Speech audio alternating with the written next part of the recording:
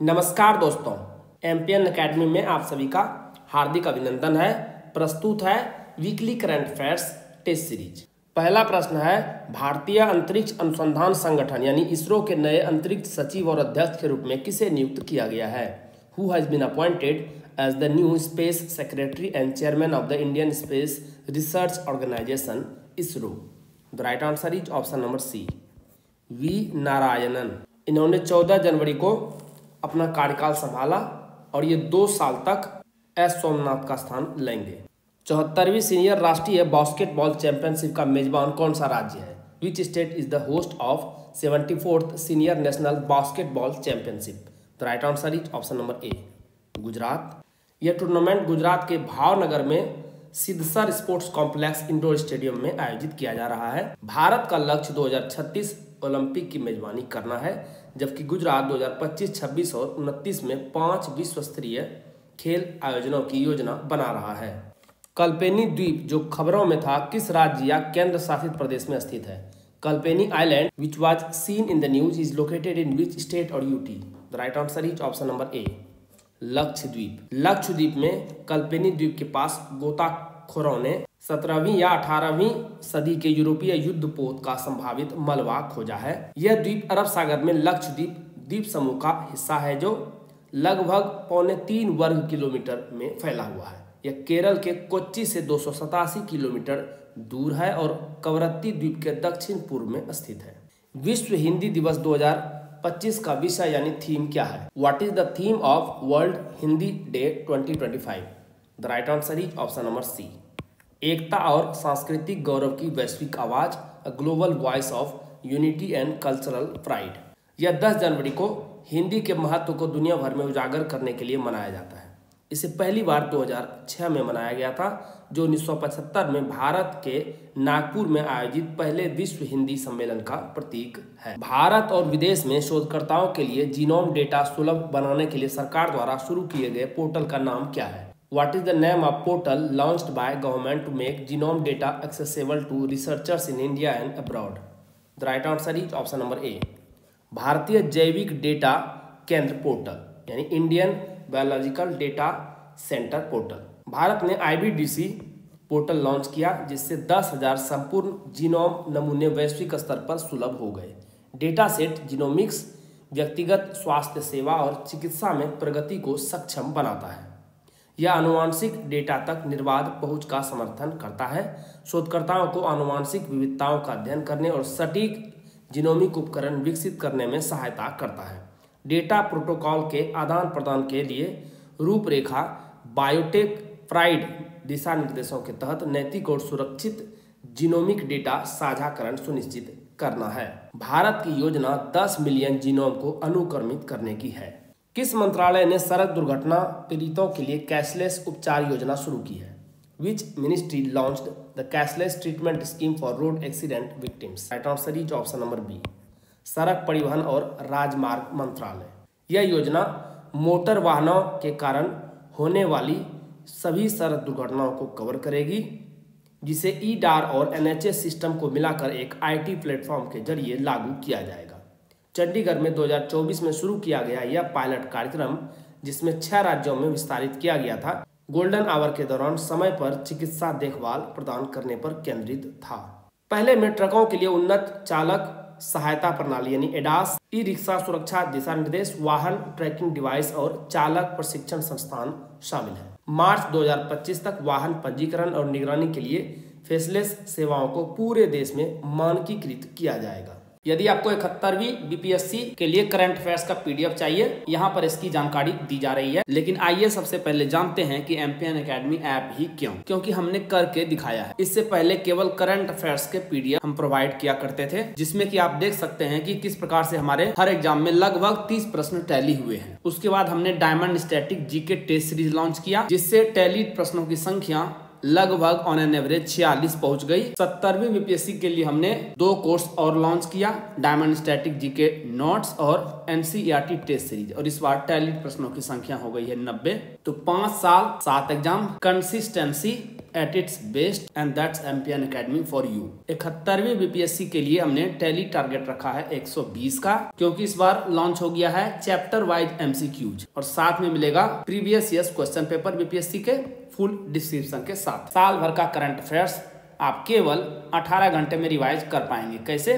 Weekly current MCQs में आपको 50 PDF मिलते हैं, 6 मिनट लगेगा एवरेज एक पीडीएफ को रिवाइज करने में, तो 5 घंटे में इसे साल भर का रिवाइज कर लेंगे। Monthly current affair short notes 30 minute लगेगा एक पीडीएफ में, कुल 6 घंटे में इसे आप 12 पीडीएफ को रिवाइज कर लेंगे। बिहार मंथली करंट अफेयर्स, इसमें 14 पीडीएफ मिलेंगे, 30 मिनट का समय लगेगा पीडीएफ में, कुल 7 घंटे में रिवाइज कर पाएंगे। तो कुल 18 घंटे में आप सारे कंटेंट को एक बार रिवाइज कर सकते हैं। Diamond static GK test series में अपडेटेड अल्ट्रा इंपॉर्टेंट 2500 एमसीक्यूज मिलेंगे एक्सप्लेनेशन के साथ। 25 सेट का रहेगा ये टेस्ट सीरीज। एक टेस्ट में 100 क्वेश्चंस रहेंगे, 75 मिनट्स का समय मिलेगा और ये डायमंड स्टैटिक जीके नोट्स वाले कोर्स में आपको ये टेस्ट सीरीज मिलेगा। Diamond static GK notes subject wise PDF notes मिलेंगे आपको इस कोर्स में। एनसीईआरटी और स्टैंडर्ड बुक्स का निचोड़ है, यह फैक्ट्स और कंसेप्ट दोनों इसमें मिलेंगे, diagram, flow chart, pictures, tables and one liners के साथ। कम समय में फास्ट रिवीजन आप इससे कर सकते हैं। इसी कोर्स में आपको diamond static GK test series का अपडेटेड वर्जन मिलेगा। चैप्टर वाइज एमसीक्यूज और BPSC previous year question paper का एक कंबाइंड कोर्स है फुल डिस्क्रिप्शन के साथ। इसमें आपको app based real time test मिलेगा, साथ में पीडीएफ भी प्रोवाइड की जा रही है और BPSC previous year question paper ये भी पीडीएफ फॉर्मेट में रहेगा। 39वीं से लेकर के 70वीं बीपीएससी प्रीलिम्स के सब्जेक्ट वाइज अलग अलग पीडीएफ मिलेंगे आपको फुल डिस्क्रिप्शन के साथ। ऐसा डिस्क्रिप्शन जो कि आपने आज तक देखा नहीं होगा। दोस्तों ये पीडीएफ नोट्स और टेस्ट सीरीज आपको मिलेगा कैसे? गूगल प्ले स्टोर पर सर्च कीजिए एमपीएन एकेडमी, इस प्रकार से लोगो दिखेगा, ऐप को इंस्टॉल कीजिए, ओटीपी के साथ लॉगिन कीजिए। स्टोर सेक्शन में 4 कोर्स आपको मिलेंगे, diamond static GK notes test series के साथ में current affairs PDF, NCERT test series और चैप्टर वाइज एमसीक्यूज और बीपीएससी पीवाईक्यू का कंबाइंड कोर्स। ये सभी कोर्स आपको हिंदी और इंग्लिश दोनों भाषाओं में अलग अलग मिलेगा। कोर्स को सेलेक्ट कीजिए, जैसे ही आप कोर्स पर क्लिक करेंगे वहाँ पर नीचे चले जाइएगा, आई एम इंटरेस्टेड पर क्लिक कर दीजिएगा। आपको पेमेंट लिंक मिल जाएगा मैसेज में और व्हाट्सएप दोनों जगह पर। पेमेंट कीजिए, वहाँ आपको course content MPN academy app पर मिल जाएगा। हाल ही में खबरों में रहा ट्विग स्टेट्स क्या है? What is Twigstats that was recently seen in news? Right answer is option number D. एक समय स्तरीकृत वंशावली विश्लेषण उपकरण यानी a time stratified ancestry analysis tool. शोधकर्ताओं ने नेचर स्टडी में यह उपकरण पेश किया। यह सांख्यिकीय शक्ति को महत्वपूर्ण रूप से बढ़ाता है और वंशावली अध्ययनों में त्रुटियों को कम करता है। यह उच्च रिजोल्यूशन सटीक व्यक्तिगत स्तरीय वंशावली विश्लेषण प्रदान करता है। यह उपकरण C++ में कोडित है और सांख्यिकीय भाषा R का उपयोग करता है। यह विशिष्ट ऐतिहासिक अवधियों का बारीक विश्लेषण करने में सक्षम है। किस संगठन ने फ्यूचर ऑफ जॉब्स रिपोर्ट 2025 जारी की? Which organisation released the future of jobs report 2025? The right answer is option number A, विश्व आर्थिक मंच, वर्ल्ड इकोनॉमिक फोरम। इस रिपोर्ट में एआई, बिग डेटा और सुरक्षा प्रबंधन विशेषज्ञों को सबसे तेजी से बढ़ने वाली नौकरियों के रूप में भविष्यवाणी की गई है। यह रिपोर्ट 1000 से अधिक वैश्विक कंपनियों के डेटा पर आधारित है, जो 55 अर्थव्यवस्थाओं के 22 क्षेत्रों में 14 मिलियन श्रमिकों को कवर करती है। 2030 तक 170 मिलियन नई नौकरियां पैदा होगी, लेकिन 92 मिलियन नौकरियां खत्म हो जाएगी, जिससे 78 मिलियन नौकरियों की शुद्ध वृद्धि होगी। परिवर्तन के चालकों में प्रौद्योगिकी, डिजिटल पहुंच, आर्थिक बदलाव, हरित संक्रमण और जनसांख्यिकीय रुझान शामिल है। सबसे तेजी से बढ़ती भूमिकाओं में फिनटेक इंजीनियर, सॉफ्टवेयर डेवलपर्स और स्वायत्त वाहन विशेषज्ञ शामिल है।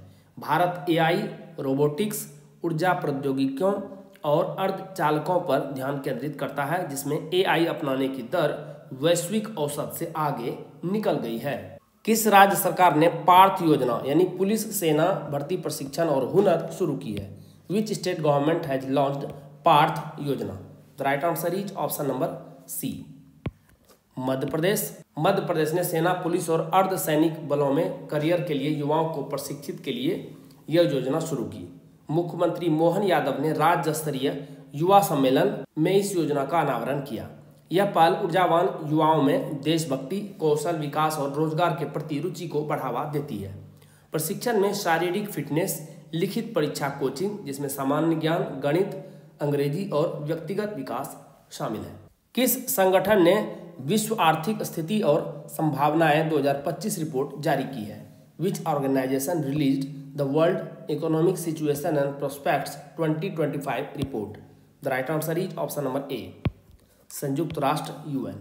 इस रिपोर्ट के अनुसार निजी खपत और निवेश द्वारा समर्थित भारतीय अर्थव्यवस्था के 2025 में 6.6% और 2026 में 6.7% बढ़ने का अनुमान है। संयुक्त राष्ट्र की रिपोर्ट ने बुनियादी ढांचे, डिजिटल कनेक्टिविटी और सामाजिक बुनियादी ढांचा परियोजनाओं के वित्त पोषण में सार्वजनिक क्षेत्र की भूमिका पर प्रकाश डाला। बुनियादी ढांचे पर पूंजीगत व्यय का मजबूत गुणक प्रभाव होगा, जिससे विकास को बढ़ावा मिलेगा। विनिर्माण सेवाएं और फार्मास्यूटिकल्स और इलेक्ट्रॉनिक्स में मजबूत निर्यात वृद्धि आर्थिक गतिविधि को बढ़ावा देगी। 2024 में अनुकूल मानसून की बारिश से 2025 में कृषि उत्पादन को बढ़ावा मिलने की उम्मीद है। राष्ट्रमंडल देशों की सांसदों के अध्यक्षों और पीठासीन अधिकारियों के 28वें सम्मेलन का मेजबान कौन सा देश है? Which country is the host of 28th conference of speakers and presiding officers of parliaments of Commonwealth countries? The right answer is option number ए, भारत 2026 में राष्ट्रमंडल देशों के संसद अध्यक्षों और पीठासीन अधिकारियों के 28वें सम्मेलन की मेजबानी करेगा। लोकसभा अध्यक्ष ओम बिरला ने इसकी घोषणा की। यह कार्यक्रम आर्टिफिशियल इंटेलिजेंस, सोशल मीडिया और संसदीय प्रक्रियाओं में इनकी भूमिका पर केंद्रित होगा। भारत ने इससे पहले 1970, 71, 1986 और 2010 में इसकी मेजबानी की थी। प्रोजेक्ट वीर गाथा 4.0 किस मंत्रालय की संयुक्त पहल है? Project Veer Gatha 4.0 is a joint initiative of which ministries? The right answer is option number B, रक्षा मंत्रालय और शिक्षा मंत्रालय। गणतंत्र दिवस समारोह के हिस्से के रूप में प्रोजेक्ट वीर गाथा 4.0 को देश भर में भारी प्रतिक्रिया मिली है। इसे 2021 में आज़ादी का अमृत महोत्सव के तहत लॉन्च किया गया था। इस परियोजना का उद्देश्य वीरता पुरस्कार विजेताओं की बहादुरी और जीवन की कहानियों के बारे में जागरूकता फैलाना, छात्रों में देशभक्ति और नागरिक मूल्यों की भावना पैदा करना है। एमपीएन एकेडमी का टेलीग्राम पेज है हमारा, उसे जरूर ज्वाइन कीजिए। सर्च कीजिए टेलीग्राम में एमपीएन एकेडमी, इस प्रकार का लोगो दिखेगा। ज्वाइन करने पर आपको क्या क्या मिलेगा? यहाँ पर बीपीएससी परीक्षा से संबंधित अपडेटेड न्यूज आपको मिलेगी। आपके परीक्षा की तैयारी में हेल्प के लिए डेली क्विज का प्रसारण यहाँ पर किया जाता है। ऐप पोर्टल की शेड्यूल यानी कब टेस्ट आयोजित होगा और टॉपर के रिजल्ट भी यहाँ आपको मिलेंगे। और एमपीएन एकेडमी ऐप के कोर्सेस और यूट्यूब वीडियो के अपडेट्स भी आपको यहाँ पर मिलेगा। इसे जरूर ही ज्वाइन कीजिए। क्रोएशिया के राष्ट्रपति के रूप में किसे चुना गया है? Who has been elected as president of Croatia? The right answer is option number A, Zoran Milanovic. Zoran Milanovic को 5 साल के कार्यकाल के लिए क्रोएशिया के राष्ट्रपति के रूप में फिर से चुना गया है। इन्होंने 74% रन ऑफ वोट हासिल किए। 29 दिसंबर 2024 को राष्ट्रपति चुनाव के पहले दौर में इन्हें 49.1% वोट मिले थे, जिसके लिए 12 जनवरी 2025 को दूसरे दौर के चुनाव की आवश्यकता पड़ी और इस बार तो 74% वोट इसे मिल गए हैं।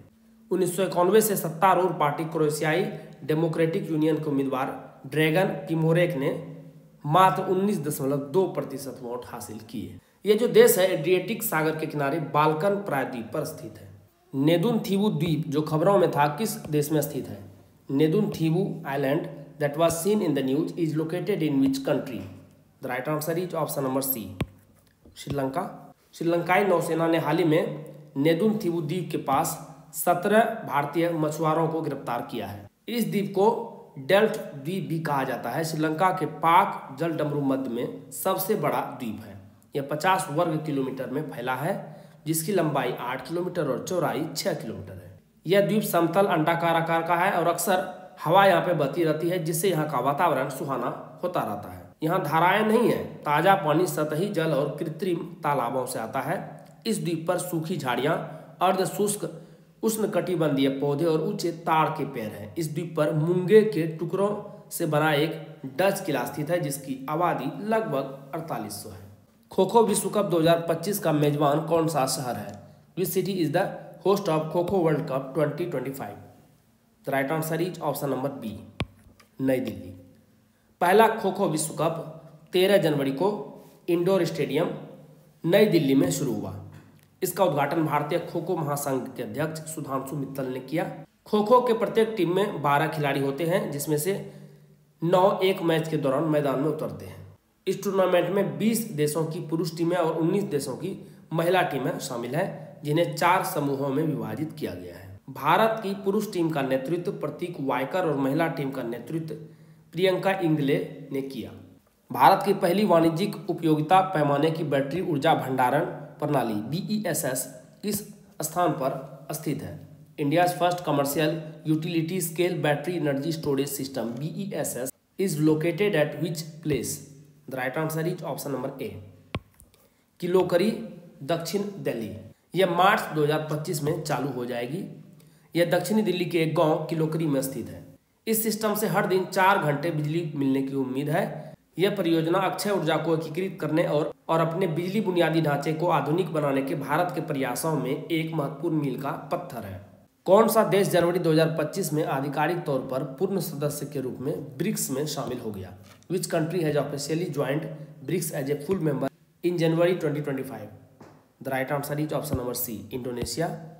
ब्राजील द्वारा घोषित इंडोनेशिया आधिकारिक तौर पर पूर्ण सदस्य के रूप में ब्रिक्स में शामिल हो गया है। इंडोनेशिया ने अपनी सदस्यता को विकासशील देशों के साथ साझेदारी के लिए एक रणनीतिक कदम बताया। चौथे सबसे आबादी वाले देश के रूप में इंडोनेशिया का लक्ष्य ग्लोबल साउथ गठबंधनों को मजबूत करना है। ब्रिक्स ग्लोबल साउथ में देशों के बीच सहयोग को मजबूत करने पर ध्यान केंद्रित करता है। ब्रिक्स ने हाल ही में अपनी सदस्यता का विस्तार किया है। नए सदस्यों में इंडोनेशिया, मिस्र, इथियोपिया, ईरान और UAE शामिल है। यह विस्तार विकासशील देशों के बीच ब्रिक्स के बढ़ते प्रभाव को दर्शा रहा है। मुख्यमंत्री मैया सम्मान योजना किस राज्य सरकार द्वारा शुरू की गई थी? मुख्यमंत्री Maiya Samman Yojana was launched by which state government?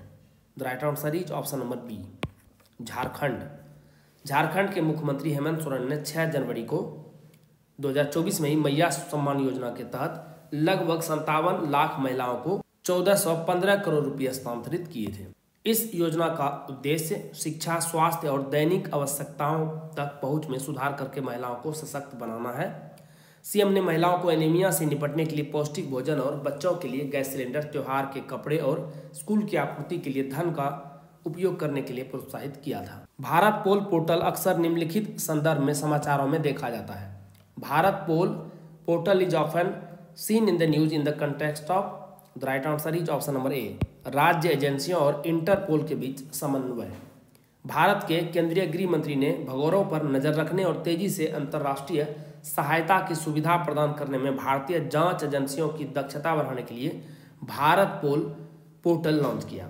CBI द्वारा विकसित यह पोर्टल केंद्रीय और राज्य एजेंसियों को वास्तविक समय की सूचना साझा करने के लिए अंतर्राष्ट्रीय आपराधिक पुलिस संगठन यानी इंटरपोल से जुड़ने की अनुमति देता है, जो पिछली प्रणाली की जगह लेता है जहां केवल CBI के पास ही यह पहुंच थी। हाल ही में फायर एंड फॉरगेट तकनीक वाली मिसाइल के प्रक्षेपण के बारे में खबर आई थी। निम्नलिखित में से कौन सा कथन इस तकनीक का सही वर्णन करता है?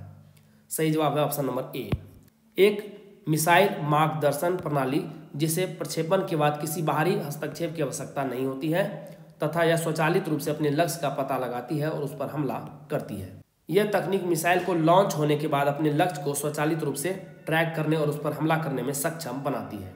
ज्योतिषीय और वैज्ञानिक दृष्टिकोण से पता चलता है कि महाकुंभ मेले के दौरान ग्रहों की विशिष्ट स्थिति इसके आध्यात्मिक महत्व को बढ़ाती है। इस संदर्भ में कौन सी खगोलीय स्थिति सही है?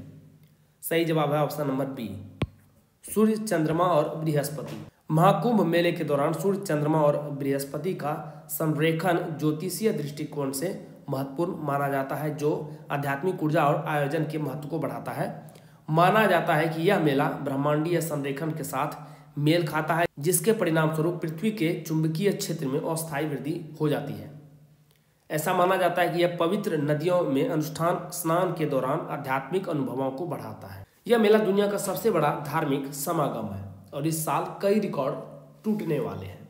कभी कभी समाचारों में रहने वाले ऑर्निथिया, सोरोपोडोमोर्फा और थेरोपोडा निम्नलिखित में से किससे संबंधित है? Ornithischia, sauropodomorpha and theropoda sometimes in news are related to which of the following? The right answer is option number D, dinosaur के प्रमुख समूह। यह डायनासोर के 3 प्रमुख समूह हैं जिन्हें इनके शारीरिक और आहार संबंधी लक्षणों के आधार पर वर्गीकृत किया गया है। डायनासोर प्रागैतिहासिक सरीसृप जो मेसोजोइक युग 245 से 66 मिलियन वर्ष पहले के दौरान पनपे थे, ने बहुत विविधता प्रदर्शित की है। नाग MK2 anti tank missile guide के बारे में निम्नलिखित में से कौन सा कथन सही है? Which of the following statements about Nag MK2 anti tank guided missile is correct? The right answer is option number C. इसकी रेंज अपने पूर्ववर्ती नाग MK1 से अधिक है। भारत ने पोखरण फील्ड रेंज में स्वदेशी रूप से विकसित तीसरी पीढ़ी की एंटी टैंक गाइडेड मिसाइल नाग MK2 का क्षेत्र मूल्यांकन परीक्षण सफलतापूर्वक किया है। निम्नलिखित कथनों पर विचार करें। Consider the following statements. यह एक अंतर्राष्ट्रीय संस्था है जिसका गठन राष्ट्रों के बीच वैश्विक व्यापार के नियमों को विनियमित करने के लिए किया गया है। इसका गठन 1994 में हस्ताक्षरित मार्केस समझौते के तहत किया गया था। और तीसरा है 1 जनवरी 2025 को इस संगठन की 30वीं वर्षगांठ मनाई गई। निम्नलिखित में से कौन सा संगठन उपरोक्त विवरण से सबसे बेहतर मेल खाता है? सही जवाब है option number A, world trade organisation, विश्व व्यापार संगठन।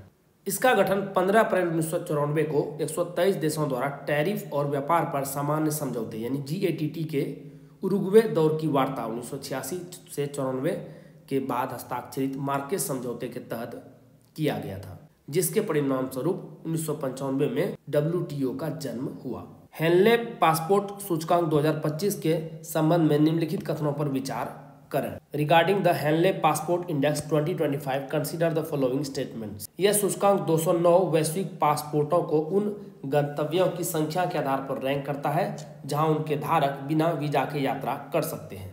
यह स्टेटमेंट गलत है क्योंकि यह 199 वैश्विक पासपोर्ट यानी 227 यात्रा गंतव्यों को कवर करता है। भारत का पासपोर्ट पहली बार संयुक्त राज्य अमेरिका के बाद दूसरे स्थान पर आया है। गलत है यह स्टेटमेंट। इसमें भारत की रैंक 2024 में 80वें स्थान से गिरकर 85वें स्थान पर आ गई है, जिससे इसके धारकों को 57 देशों की वीजा मुक्त पहुंच प्राप्त हुई है। शीर्ष रैंकिंग मिली है सिंगापुर को। सबसे बॉटम देखेंगे तो पाकिस्तान और यमन संयुक्त रूप से 103वां स्थान। इसके बाद इराक, सीरिया और अफगानिस्तान है। कौन सा स्टेटमेंट सही है? ऑप्शन नंबर डी, ना तो पहला ना ही दूसरा। कभी कभी समाचारों में रहने वाले काका कालेकर आयोग और इदाते आयोग निम्नलिखित में से किससे संबंधित है? The Kaka Kalelkar commission and Idate commission sometimes seen in news is related to which of the following?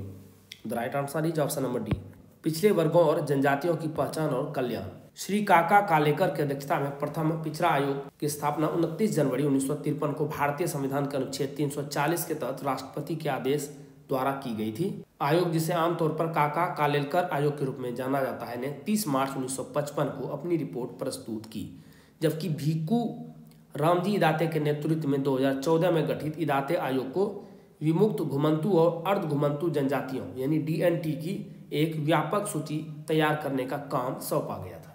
राष्ट्रीय सांख्यिकी कार्यालय NSO द्वारा जारी 2024-25 के लिए सकल घरेलू उत्पाद यानी GDP के पहले अग्रिम अनुमानों के बारे में निम्नलिखित कथनों पर विचार करें। Consider the following statements about the first advance estimates of gross domestic product GDP for 24-25 released by the national statistical office NSO। 2024-25 के लिए सकल घरेलू उत्पाद की वृद्धि पिछले वर्ष की तुलना में अधिक होने का अनुमान है। सही है। यह अनुमान लगाया गया है कि सेवा क्षेत्र आर्थिक वृद्धि का प्रमुख चालक होगा। यह तो बिल्कुल ही सही। औद्योगिक क्षेत्र से समग्र सकल घरेलू उत्पाद वृद्धि में मध्यम योगदान की उम्मीद है। यह भी सही है। तो सही जवाब है ऑप्शन नंबर सी, सभी तीनों सही है। मकर विलक्कू त्योहार के बारे में निम्नलिखित कथनों पर विचार करें। Consider the following statements about Makar Vilakku festival. कौन सा स्टेटमेंट सही है यह बताना है। यह केरल के सबरीमाला अयप्पा मंदिर में मनाया जाने वाला एक वार्षिक उत्सव है। बिल्कुल सही। यह त्योहार सबरीमाला मंदिर की वार्षिक तीर्थ यात्रा के समापन का प्रतीक है। यह भी सही है। सही जवाब है ऑप्शन नंबर सी, 1 और 2 दोनों सही है। त्रावणकोर देवस्वाम बोर्ड को मकर विलक्कू उत्सव के लिए सन्निधानम में लगभग 1.5 लाख तीर्थयात्रियों के आने की उम्मीद है। निम्नलिखित कथनों पर विचार करें। कौन सा कथन सही है यह बताना है। राष्ट्रीय युवा दिवस 2025 का विषय यानी थीम है एक सतत भविष्य के लिए युवा लचीलेपन और जिम्मेदारी के साथ राष्ट्र को आकार देना। सही है। नेताजी सुभाष चंद्र बोस ने विवेकानंद को आधुनिक भारत का निर्माता कहा था। यह भी सही है। स्वामी विवेकानंद ने 1 मई 1897 को कलकत्ता के पास बेलूर मठ में रामकृष्ण मिशन की स्थापना की थी। यह भी सही है। सही जवाब है ऑप्शन नंबर डी। 1, 2 और 3 तीनों कथन सही है। दोस्तों, जैसा कि बताया गया है, इस वीडियो लेक्चर का PDF आपको हिंदी और इंग्लिश दोनों भाषाओं में अलग अलग फुल डिस्क्रिप्शन के साथ एमपीएन एकेडमी ऐप पर प्राप्त होगा।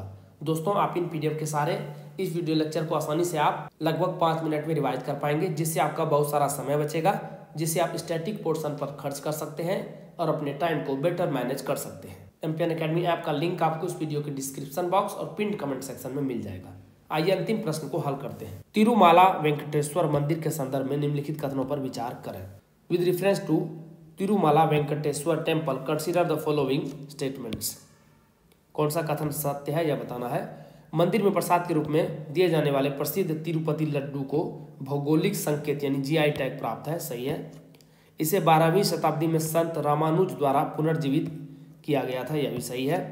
मंदिर का निर्माण द्रविड़ स्थापत्य शैली में किया गया है। यह भी सही है। सही जवाब है ऑप्शन नंबर सी। सभी तीनों सही है। अभी न्यूज में क्यों है। आंध्र प्रदेश के तिरुपति में विष्णु निवासम में भगदड़ मचने से 6 लोगों की मौत हो गई और कई लोग घायल हो गए।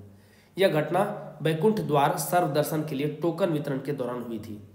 तिरुमाला वेंकटेश्वर मंदिर आंध्र प्रदेश में स्थित है, जो वेंकट पहाड़ी पर स्थित है, जो तिरुमाला पहाड़ियों की 7 पहाड़ियों यानी सप्तगिरी में से एक है।